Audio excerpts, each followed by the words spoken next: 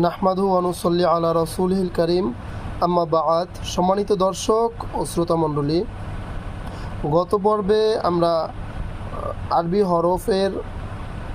29 হরফের মদগত যে উচ্চারণগুলো রয়েছে তা নিয়ে বিস্তারিত আলোচনা করেছি।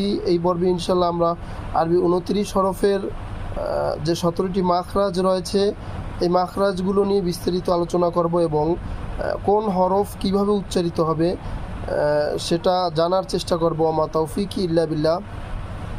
তো আরবি 29টি হরফের যে 17টি মাখরাজ রয়েছে তার ভিতরে প্রথম হচ্ছে 1 নম্বর মাখরাজ হচ্ছে হলকের শুরু হইতে হামজা হা। হলকের শুরু অর্থাৎ হলক বলা হয় যে কণ্ঠনালীর শুরু হচ্ছে এই যে এখান থেকে, অর্থাৎ বুক এবং গলদেশের যে মিলনস্থল, বুক এবং গলার যে মিলনস্থল, এটাকে বলা হয় হলকের শুরু। এখানে আপনারা একটু একটু একটু চাপ দিলে একটু দেখবেন যে আঙুল ভিতরে চলে যাচ্ছে, এটা হচ্ছে হলকের শুরু। তো এই হলকের শুরু থেকে হামজা হা, এটা হচ্ছে 1 নম্বর মাখরাজ। এরপর হচ্ছে 2 নম্বর মাখরাজ। 2 নম্বর মাখরাজ হচ্ছে হলকের মধ্যখান হইতে আইন হা। হলকের মধ্যখান বলা হয় কণ্ঠনালীর যে মধ্যখান রয়েছে, এই যে গলার যে মধ্য অংশ, অর্থাৎ এই যে বুক এবং গলার মিলনস্থল এই থেকে এবং চোয়াল এবং এই যে উপরে যে গলার মিলনস্থল, এটাকে তো বলা হয় হলকের শেষ। তো এই দুইয়ের মাঝখানে যে অংশটা রয়েছে, গলার যে মধ্যের যে অংশটা রয়েছে, এটাকে বলা হয় হলকের মধ্যখান। তো এই হলকের মধ্যখান হইতে আইন হা, এটা হচ্ছে 2 নম্বর মাখরাজ। এরপরে হচ্ছে 3 নম্বর মাখরাজ। 3 নম্বর মাখরাজ হচ্ছে হলকের শেষ হইতে, অর্থাৎ কণ্ঠনালীর শেষ, এই যে শেষ, ইতিপূর্বে আমরা বলেছি যে চোয়াল এবং অর্থাৎ চোয়াল এবং এই যে গলার যে মিলনস্থল, এটাকে বলা হয় হলকের শেষ। তো এই হলকের শেষ হইতে উচ্চারিত হবে কি গইন খ। এরপরে হচ্ছে 4 নম্বর মাখরাজ। 4 নম্বর মাখরাজ হচ্ছে জিহ্বার গোড়া তার বরাবর উপরের তালুর সঙ্গে লাগাইয়া 2 নক্তাওয়ালা কফ।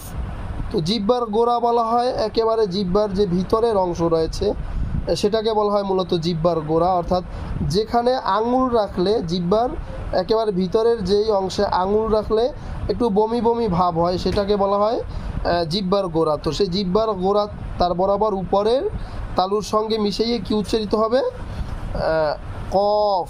এরপরে হচ্ছে 5 নম্বর মাখরাজ।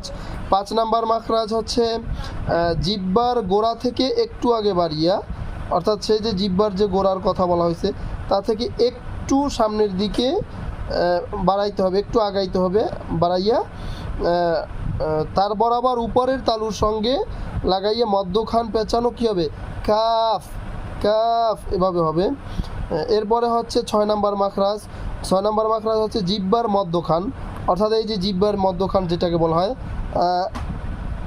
এই যে জিহ্বার মধ্যখান, এই জিহ্বার মধ্যখান থেকে তার বরাবর কি করতে হবে, জিহ্বার মধ্যখান তার বরাবর উপরের তালুর সঙ্গে লাগাইয়ে কি করতে হবে, উচ্চারণ করতে হবে জিম শিন ইয়া, এটা হচ্ছে 6 নম্বর মাখরাজ। এরপরে হচ্ছে 7 নম্বর মাখরাজ। 7 নম্বর মাখরাজ হচ্ছে জিহ্বার হাফা, অর্থাৎ জিহ্বার হাফা বলা হয় জিহ্বার গোড়ার কিনারাকে, এই যে জিহ্বার এই যে গোড়া, জিহ্বার গোড়ার এই যে কিনারা রয়েছে এই কিনারাকে বলা হয় জিহ্বার হাফা। তো জিহ্বার হাফা তার বরাবর উপরের মাড়ির দাঁতের গোড়ার সঙ্গে লাগাইয়ে, তার বরাবর উপরের কি, উপরের যে মাড়িতে যে দাঁত রয়েছে মাড়ির দাঁতের গোড়া, হ্যাঁ, মাড়ির দাঁতের গোড়ার সঙ্গে লাগাইয়ে উচ্চারিত হবে কি দদ। কি উচ্চারিত হবে, এটা আপনি ডান পাশ থেকে উচ্চারণ করতে পারেন, বাম পাশ থেকে উচ্চারণ করতে পারেন, দদ আপনি যেখান থেকে উচ্চারণ করেন। এটা হচ্ছে মূলত 7 নম্বর মাখরাজ। 8 নম্বর মাখরাজ হচ্ছে জিহ্বার আগার কিনারা, জিহ্বার এই যে আগার একটা কিনারা, এই কিনারা হইতে পারে, এই কিনারা হইতে পারে, যে কোনো একটা কিনারা, জিহ্বার আগার কিনারা কোথায় লাগাইতে হবে, সামনের উপরের দাঁতের মাড়ির সঙ্গে লাগাইয়া, সামনে যে এই উপরে দাঁত রয়েছে এই দাঁতের এই যে ভিতরে মাড়ি রয়েছে, এই মাড়ির সঙ্গে লাগাই উচ্চারিত হবে কি? লাম। হ্যাঁ, এটা গেল 8 নম্বর মাখরাজ। এবার হচ্ছে 9 নম্বর মাখরাজ। 9 নম্বর মাখরাজ হচ্ছে জিহ্বার আগার কিনারা তার বরাবর উপরের তালুর সঙ্গে মিশিয়ে কি? জিহ্বার আগার কিনারা তার বরাবর উপরের তালুর সঙ্গে মিশাইয়া 8 নম্বর। এটা গেল 8 নম্বর মাখরাজ। এরপরে হচ্ছে 9 নম্বর মাখরাজ। 9 নম্বর মাখরাজ হচ্ছে জিহ্বার আগার কিনারা তার বরাবর উপরের তালুর সঙ্গে লাগাইয়া কি উচ্চারিত হবে? নুন। জিহ্বার আগা হচ্ছে এই হচ্ছে জিহ্বার আগা, এই জিহ্বার আগার কিনারা, যে কোনো একটা কিনারা, এই কিনারা হইতে পারে, এই কিনারাও হইতে পারে, দুই কিনারার যে কোনো এক কিনারা তার বরাবর কোথায়? উপরের তালুর সঙ্গে লাগাই উচ্চারিত হবে কি? নুন। নুন নুন, এভাবে হবে। তো এরপরে হচ্ছে 10 নম্বর মাখরাজ। 10 নম্বর মাখরাজ হচ্ছে জিহ্বার আগার পিঠ তার বরাবর উপরের তালুর সঙ্গে লাগাইয়া উচ্চারিত হবে কি? র।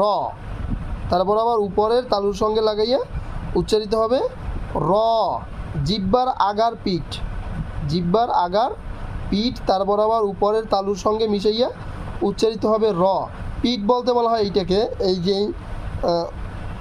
এইটাকে বলা হয় পিঠ। পিঠ কিন্তু আবার এই ভিতরের অংশ না, এটাকে পিঠ বলা হয় না, পিঠ বলা হয় উপরের অংশকে। তো এটা হচ্ছে 10 নম্বর মাখরাজ, যে জিহ্বার আগার পিঠ তার বরাবর উপরের তালুর সঙ্গে লাগাই উচ্চারিত হবে কি? র। এরপরে হচ্ছে 10 নম্বর মাখরাজ শেষ। সম্মানিত দর্শক, যদি আপনার মনে হয় যে ভিডিওটা আপনার যে দিনী ভাই রয়েছে এবং ফ্রেন্ড রয়েছে আপনার জন্য এবং তাদের জন্য উপকারী হবে, আপনি ইনশাআল্লাহ ভিডিওটাকে একটা লাইক দিয়ে শেয়ার করতে পারেন, এটা আপনার একান্তই ঐচ্ছিক। এরপরে হচ্ছে 10 নম্বর মাখরাজ, 11 নম্বর মাখরাজ। 11 নম্বর মাখরাজ হচ্ছে জিহ্বার আগা সামনের উপরের দুই দাঁতের কিসের সঙ্গে লাগাইয়া? গোড়ার সঙ্গে লাগাইয়া, দুই দাঁতের গোড়ার সঙ্গে লাগাইয়া উচ্চারিত হবে কি? ত দাল তা। জিহ্বার আগা, জিহ্বার আগা তো বুঝেন, এই যে ইতিপূর্বে বলা হয়েছে জিহ্বার আগা সামনের উপরের দুই দাঁতের কিসের সঙ্গে?